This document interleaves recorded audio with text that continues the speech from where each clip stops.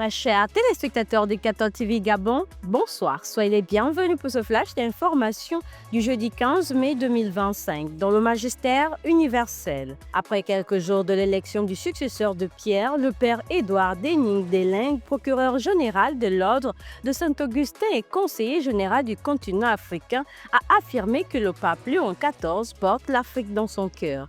Présent dans une douzaine de pays africains, toutes les missions des Augustiniens ont été visitées plusieurs fois par le père Robert Francis Prévost, aujourd'hui pape Léon XIV, lorsqu'il était encore prieur général de l'ordre, mais également en tant que préfet du dicaster pour les évêques. Cette attention pour le continent africain du pape nouvellement élu suggère une ligne de continuité avec celle du pape François, dont le pontificat a permis à l'Église et au continent africain de vivre une nouvelle saison caractérisée par une plus grande centralité et un nouveau protagoniste, a ajouté le père Édouard. Toujours au Vatican, le pape Léon XIV a reçu en audience ce jeudi 15 mai 2025 dans la salle Clémentine du Palais apostolique les frères des écoles chrétiennes à l'occasion de la célébration de leur tricentenaire d'existence. Pour le pape Léon XIV, les jeunes ont besoin d'aide pour faire grandir en harmonie autant de richesses et surmonter ce qui, même si c'est d'une manière différente que par le passé, peut encore empêcher un sain développement. Le pape Léon XIV a encouragé la famille lassinienne dans sa mission éducative tout en souhaitant que les élèves donnent le meilleur d'eux-mêmes selon le dessein de Dieu à une époque marquée par l'isolement affectif, les réflexions et le dialogue.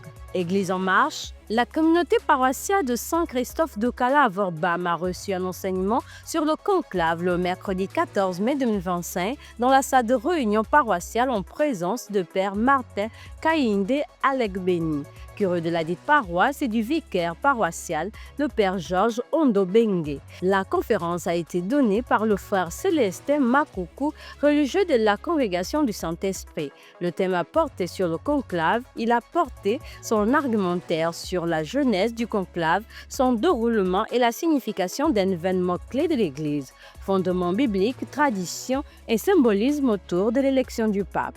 Cette rencontre a été suivie d'un temps de prière, d'écoute et d'échange. L'abbé Gildas Kombilamba, curé de la paroisse Saint-Jean-Baptiste, a présidé le samedi 10 mai 2025 le sacrement du baptême pour les jeunes en âge scolaire. Les catéchumènes baptisés enfants ont fait leur première confession ce jour même. Le dimanche du Bon Pasteur, ils ont été 66 admis à la table sainte qui ont fait leur première communion. La communauté paroissiale s'est vraiment agrandie en accueillant de nouveaux baptisés. Reste pour eux la célébration prochaine du sacrement de la confirmation qui leur sera administré par Monseigneur Jean-Patrick Ibaba et fera d'eux des adultes dans la foi. Société. Proclamée par l'Assemblée générale des Nations unies dans sa résolution du 20 septembre 1993, la Journée internationale de famille est célébrée le 15 mai de chaque année. Cette journée vise à mieux comprendre les questions liées à la famille et d'accroître la connaissance des enjeux sociaux, économiques et démographiques qui les affectent. La célébration internationale de ce jeudi 15 mai 2025 est axée sur le thème « Les politiques familiales pour le développement durable ». Par ce thème, les objectifs de développement durable des Nations unies placent la famille au cœur du monde en tant qu'accélérateur de modes de vie sains, d'une éducation de qualité et d'une croissance économique durable.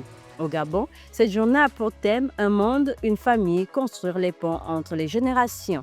Le ministre de la Femme, de la Famille et de la Protection de l'Enfance entend promouvoir une société plus inclusive où le dialogue entre jeunes et adultes favorise la transmission des valeurs et le renforcement de la cohésion sociale.